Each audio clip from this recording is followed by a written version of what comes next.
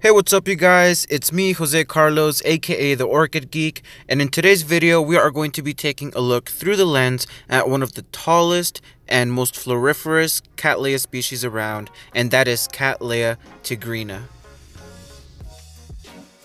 Often confused for another species, Cattleya guttata, evidence suggests that Cattleya tigrina was first described as Cattleya guttata by a man named A. Richard in the 1848 publication of Portefeuille de Horticulture. Then, in approximately 1850, Mr. M. Alexander Verschafelt obtained an imported specimen of the species from one of his collectors in Brazil, Mr. F. R. Devos. Mr. Verschafelt's collector, F. R. Devos, had allegedly obtained it from tree trunks in Santa Catarina, Brazil. Once Verschafelt bloomed his newly obtained species, he decided to honor King Leopold I, an avid adherent of horticulture, by naming it after him, and thus Cattleya leopoldii obtained its name. However, the politically named Cattleya leopoldii remained undescribed, and the identity crisis of Cattleya guttata versus Cattleya leopoldii carried on, and there was a lot of confusion during that time. Then, in the 1855 publication of Illustration Horticole Volume 2, the species was finally described and formalized as Cattleya leopoldii by Charles Lemaire. To the dismay and outcry of botanists, however, the species was described as Cattleya guttata variety leopoldii, which only fueled confusion between the two species, but that information is for another video entirely.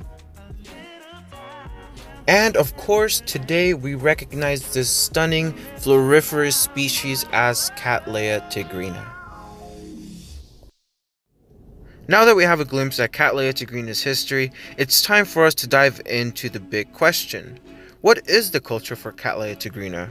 Well, Cattleya tigrina is certainly a warm grower, and you want to provide this species with a day average temperature between 82 to 85 degrees Fahrenheit and an average night temperature between 70 to 72 degrees Fahrenheit, with the diurnal range being 12 to 13 degrees Fahrenheit.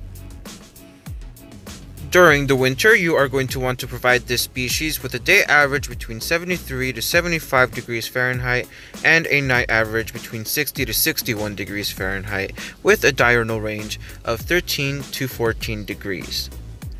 If you are growing this plant on your patio or outside, you might want to bring the plant indoors if the temperatures drop below 55 degrees Fahrenheit, just to be safe.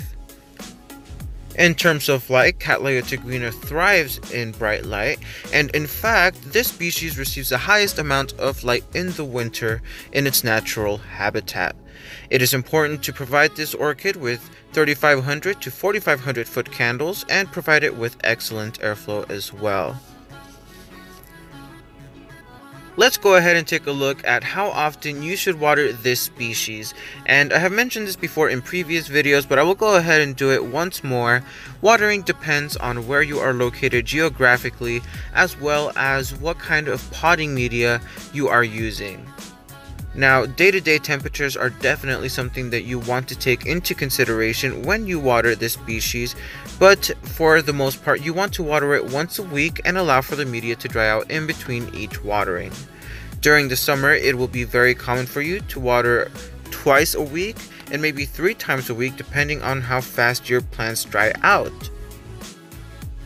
If you have Cattleya tigrina mounted on wood, you are going to want to water daily just to make sure that it's always hydrated, and depending on how hot it is, you might even have to do it as much as 2 to 3 times a day. While some orchids have a winter rest, quote-unquote, Cattleya tigrina actually receives a good amount of rainfall throughout the year, with a small decline during the winter months.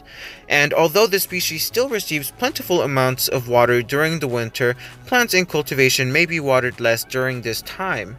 It is a common misfortune for orchid enthusiasts all around the world to have their orchids' roots dissipate and die due to overwatering during the winter.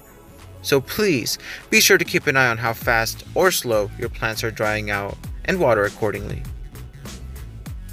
Now, another aspect that you are going to want to consider when growing this species is maintaining good airflow, as good airflow contributes to healthy root growth and helps refresh your plant during hot summer days, and it is an important element of growing a healthy Cattleya as well. So be sure to keep good air circulation in your growing environment, as this plant, and any other orchid for that matter, hates stagnant air.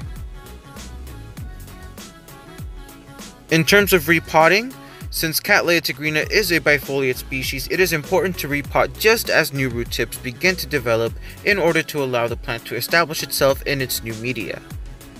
Usually, Cattleya tigrina begins to root just as it's about to flower on its newly mature pseudobulb. And here is where it can get a bit messy and tricky.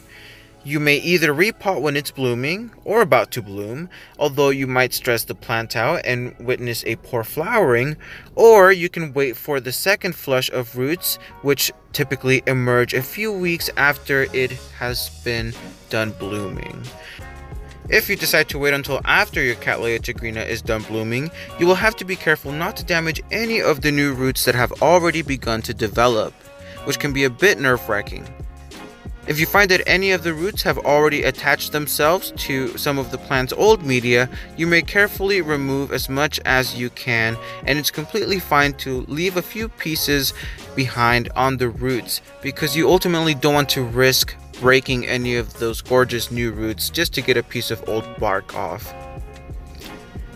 In terms of the media that you want to use for this plant, you can go ahead and use any media that gives it good drainage, but experts recommend a much larger and more coarse media.